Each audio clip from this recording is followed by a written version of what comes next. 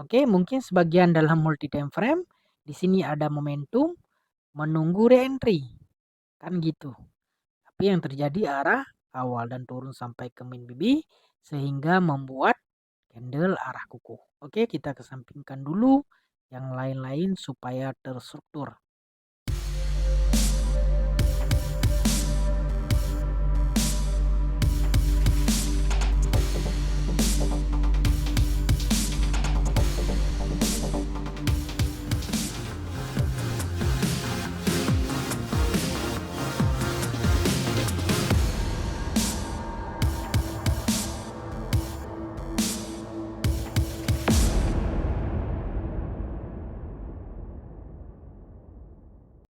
Assalamualaikum warahmatullahi wabarakatuh. Selamat datang kembali di channel Zulfikar Effect. Di video kali ini, Min akan mencoba menjawab salah satu pertanyaan kita dari Bang atau Bapak Nugroho ya. Oke, sebelum kita bahas lebih lanjut, buat teman-teman yang nggak sengaja ketemu channel Mimin atau baru berkunjung ke channel Mimin, mohon dukungannya dengan cara mengklik tombol subscribe, like, dan share ke teman-teman kita yang lain agar teman-teman kita yang lain bisa mendapatkan informasi tentang BBMA dan bisa belajar gratis bersama kita. Jika sudah, mari kita lanjutkan ke pembahasan. Nah, di sini buat teman-teman yang ingin bertanya supaya Mimin cepat dalam menjawab seperti yang dilakukan Bapak Nugroho, ya teman-teman bisa klik link di sini ya, klik link Saweria. Nanti isikan pertanyaan teman-teman jadi Mimin mudah dalam memfilter. Nah, kalau di Telegram itu terlalu banyak sehingga mohon maaf jadi agak terlambat karena banyaknya pertanyaan. Seperti itu ya. Itu perbedaannya. Nah, di sini kita baca dulu dari teman kita Bapak Nugroho. Nah, di sini ini ya. Pertanyaannya, Bang Zul minta tolong bahas tentang CSA multi time frame. Nah, ini pertanyaan dari Bapak Nugroho. Ya, jadi nanti kalau teman-teman menggunakan pertanyaan pakai link Saweria itu masuknya seperti ini. Jadi memudahkan Min seperti yang sudah-sudah masuk itu akan terstruktur seperti ini contohnya.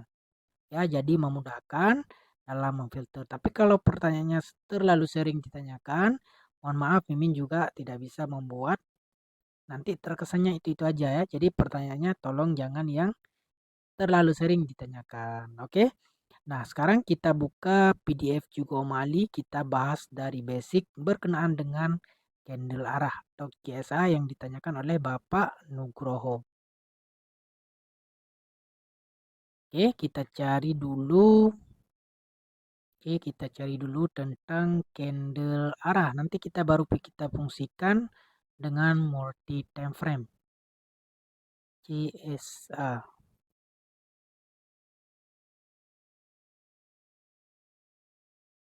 Nah, ini ya. CSA adalah candlestick arah. Merupakan sinyal awal arah perubahan pergerakan market. Ia bukan untuk mencari entry. Jangan entry di CS arah karena ia bukan setup. Ia merupakan sinyal. Nah, ini ada juga keterangan ini no entry. Oke. Nah, untuk candle arah terbagi kepada dua. Yang pertama, candle arah awal. Nah, untuk ciri-cirinya candle close melepasi MA5, MA10 saja, tidak melepasi mid BB. Nah, ini candlestick arah awal. Nah, MHV tidak semestinya berlaku sekali, boleh berlaku beberapa kali sehingga berlakunya candlestick arah kukuh.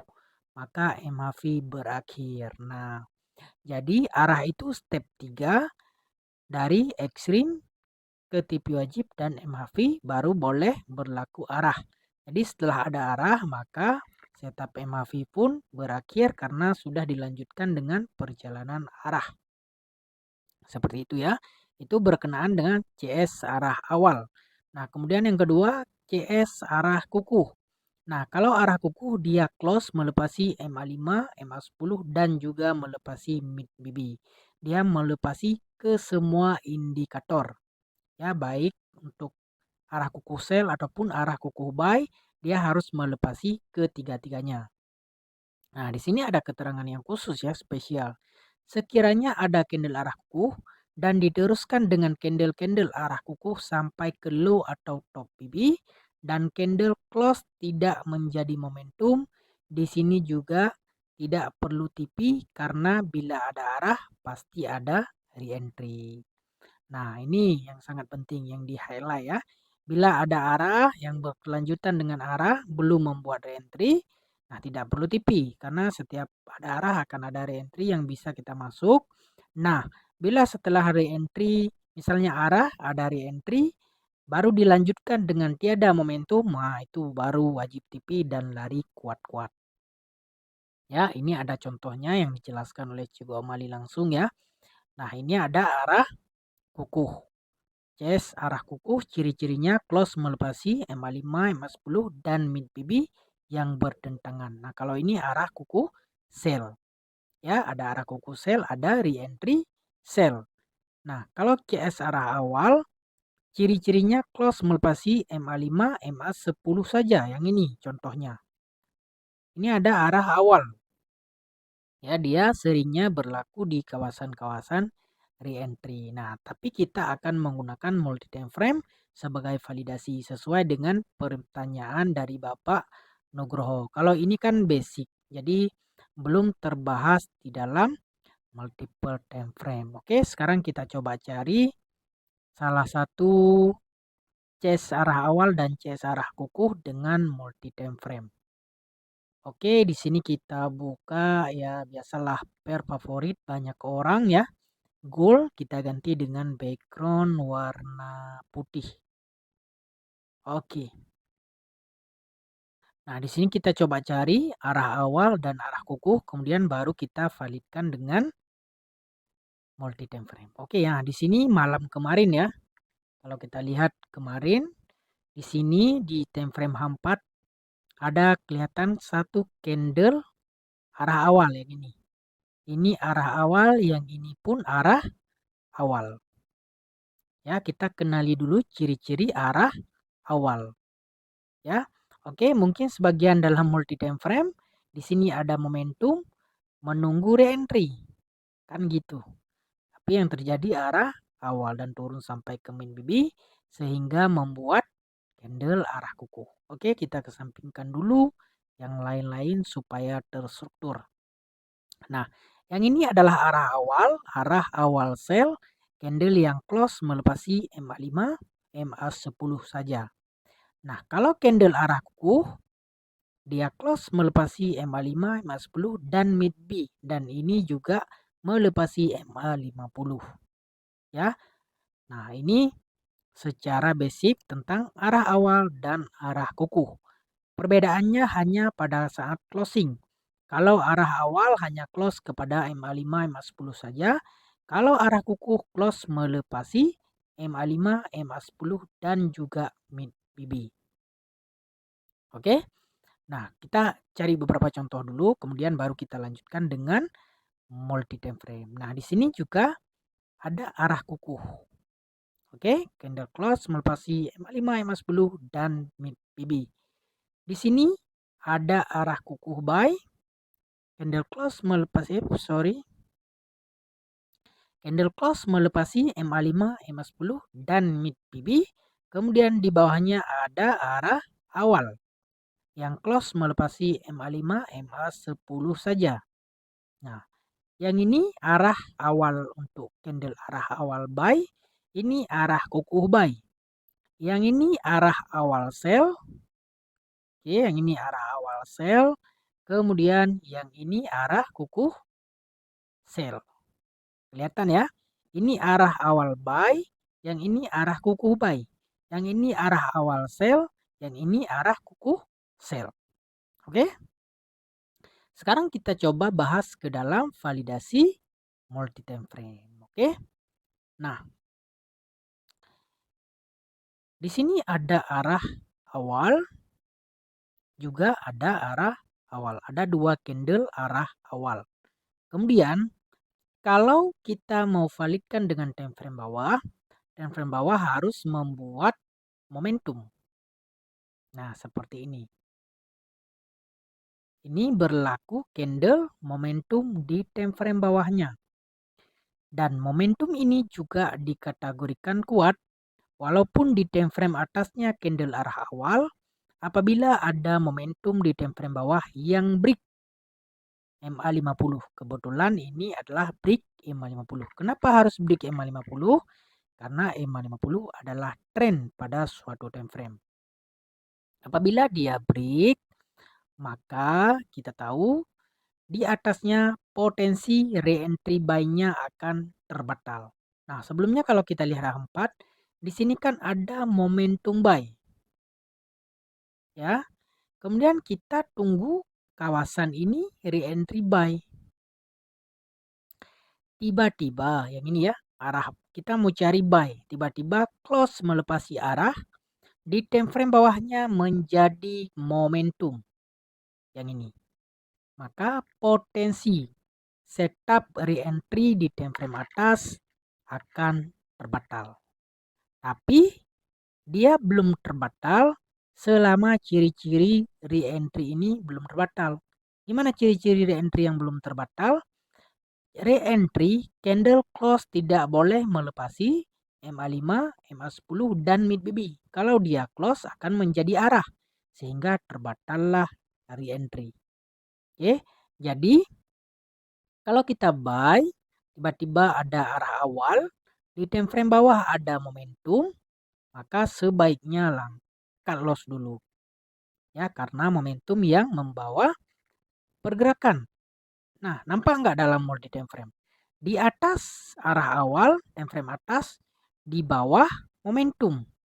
Nah, ini arah awal. Di bawah ada momentum.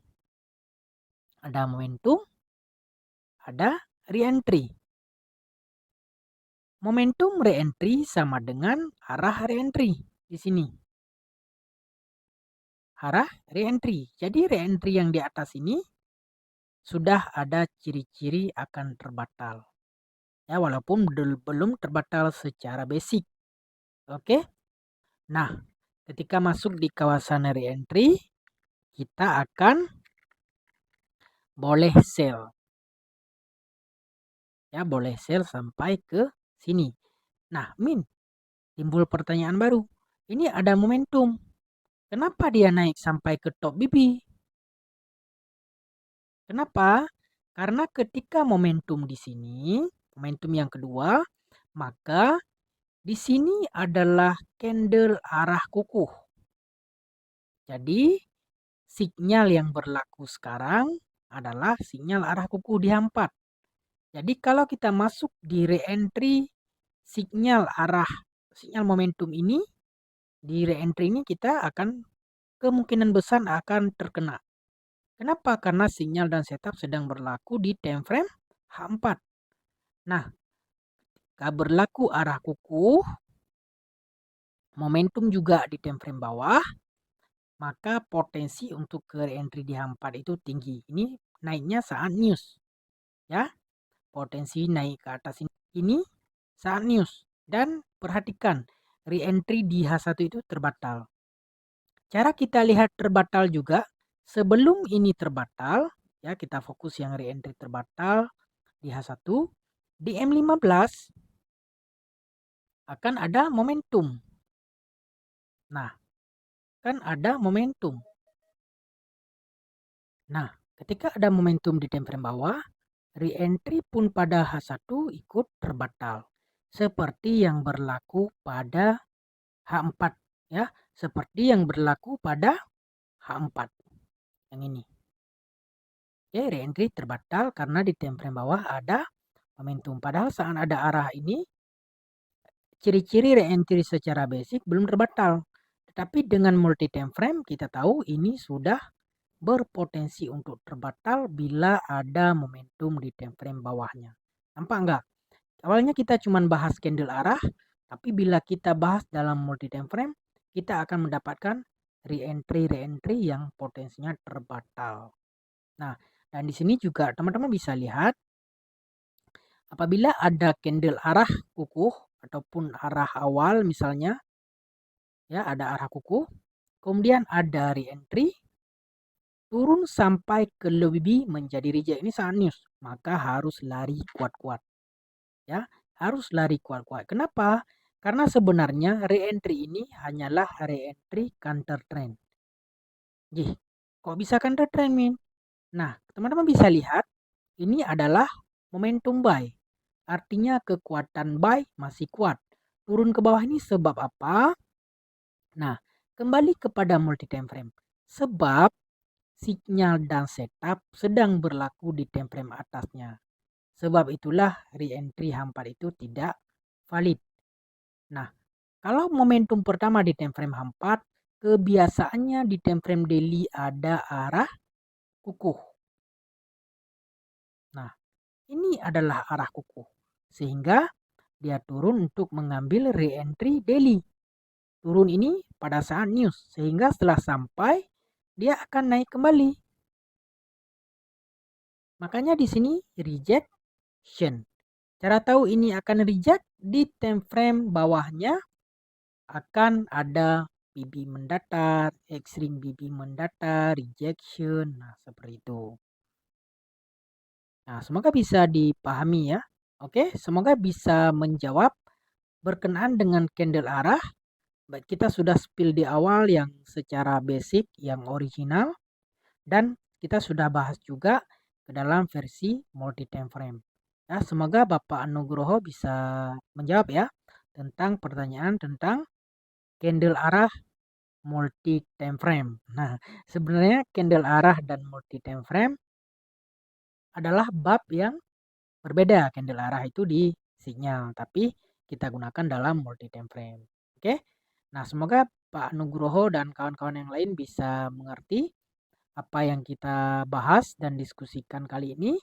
Jadi supaya durasi tidak terlalu panjang, Mimin mohon maaf jika ada kesalahan dan kesilapan dalam penyampaian. Kita cukupkan sampai di sini dulu. Nah, buat teman-teman yang mau bertanya ya bisa dengan cara mengklik link Saweria ini. Nanti masukkan, cantumkan pertanyaan teman-teman. Karena kalau di sini Mimin prioritaskan karena mudah dalam mencari. Sekali buka langsung kelihatan. Nah, kalau di Telegram mohon maaf sekali lagi pertanyaannya cukup banyak. Bahkan dari luar negeri pun ada orang luar dari Iran, dari Inggris, Australia banyak bertanya. Tapi Mimin sudah meminta maaf kepada mereka tidak bisa menjawab karena tidak bisa berbahasa Inggris. Nah, makanya di video kita karena banyak orang luar sudah Mimin cantumkan subtitle Inggris yang auto translate seperti itu. Jadi kita tetap mencari solusi buat teman-teman kita yang lain. Oke? Sampai di sini dulu pembahasan kita. Mohon maaf atas segala kesilapan dan kesalahan dalam penyampaian. Semoga video ini bisa dimengerti dan mudah dipahami dalam penggunaan multi time frame. Oke, sampai di sini dulu. Assalamualaikum warahmatullahi wabarakatuh. Selamat belajar, selamat mengkaji, selamat membacktest, dan salam profit.